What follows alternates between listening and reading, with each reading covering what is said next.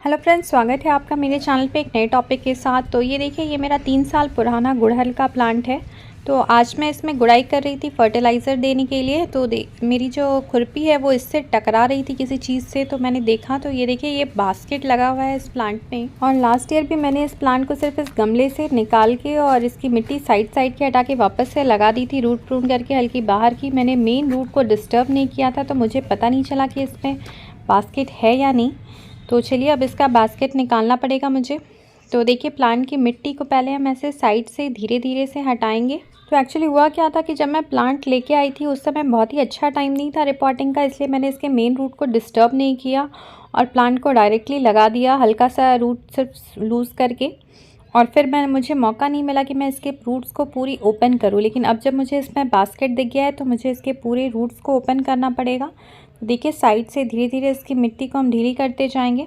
अब देखिए, इसमें जो बच गई है मिट्टी, ये काफ़ी चिकनी वाली मिट्टी बची हुई है। तो अब इसको आगे इसकी मिट्टी को और निकालना मुश्किल है इस तरह से, क्योंकि अगर इस तरह से हाथ से मिट्टी अगर हम निकालेंगे तो हो सकता है कि इसके जो मेन रूट्स हैं वो डैमेज हो जाएं। तो अब इसको हम दूसरे तरीके से निकालते हैं। तो देखिए, आपको ये ध्यान रखना है कि इसके जो मेन रूट हैं वो डैमेज ना हो।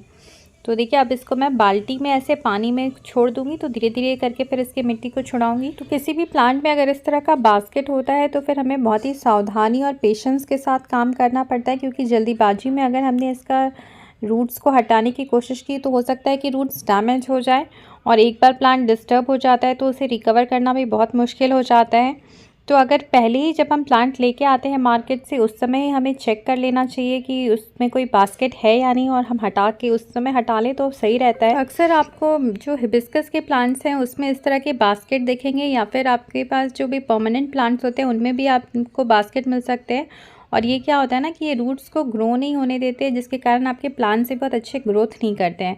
तो ये देखिए, पूरा मिट्टी हटा लेने के बाद ये देखिए, बास्केट ने पूरी तरह से रूट्स को जकड़ रखा है। अब इसे बहुत ही केयरफुली हमें हटाना पड़ेगा, काट काट के साइड से बास्केट से, ताकि रूट्स कहीं से डैमेज ना हो। तो मुझे एक एक उसकी जो तार होती है उसे पकड़ पकड़ के बहुत ही केयरफुली काटना पड़ेगा।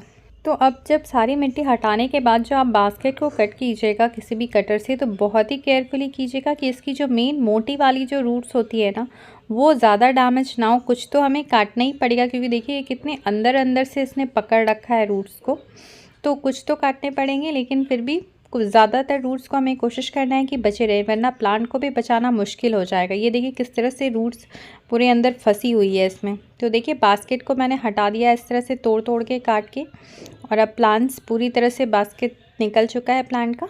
तो ये एक ऐसा सिचुएशन होता है जिसमें बास्केट निकालने पे भी रिस्क होता है कि प्लांट्स चल पाएंगे कि नहीं, और अगर बास्केट है तो प्लांट्स अच्छे ग्रो नहीं करेंगे।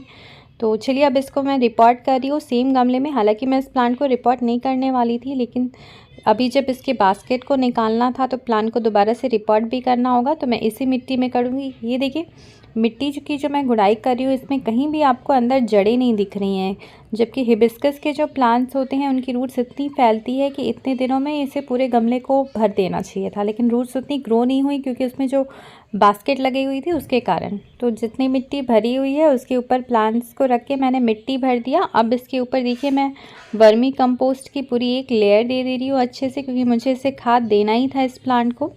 तो मैं सिर्फ अभी लेकिन कंपोस्ट दे रही हूँ, क्योंकि ये प्लांट ऑलरेडी शॉक में होंगे, तो इन्हें कुछ ज़्यादा फर्टिलाइज़र अभी नहीं दे सकती हूँ। और देखिए, इसके बाद फिर थोड़ी सी मिट्टी की लेयर देने के बाद इसमें अब मैं डालूँगी थोड़ी सी एप्सम सॉल्ट, क्योंकि प्लांट हो सकता है कि अभी शॉक में जाए, क्योंकि इसके रूट्स को पूरी तरह से ओपन किया गया है, इसलिए इस एप्सम सॉल्ट इससे शॉक से थोड़ा सा बचाएगा। इसलिए एप्सम सॉल्ट डालने के बाद फिर से इसमें हम ऊपर से मिट्टी भर देंगे। तो इस तरह से आप भी अपने सारे प्लांट्स अभी चेक कर ले कि किसी में बास्केट तो नहीं है, या जब आप नर्सरी से प्लांट लेके आते हैं तो इस चीज़ को चेक कर लीजिए। और वीडियो अगर अच्छी लगी हो तो लाइक और शेयर ज़रूर कीजिएगा, और चैनल पे नए आए हैं तो चैनल को सब्सक्राइब भी कर दीजिएगा फ्रेंड्स। तो ये देखिए, प्लांट को लगाने के बाद इसे हमें शेड में रखना है कुछ दिनों के लिए, और फिर जब लगेगा कि हमारे प्लांट अच्छे से ग्रो कर रही है तो वापस से इसे हम धूप में रख देंगे। Thank you for watching friends.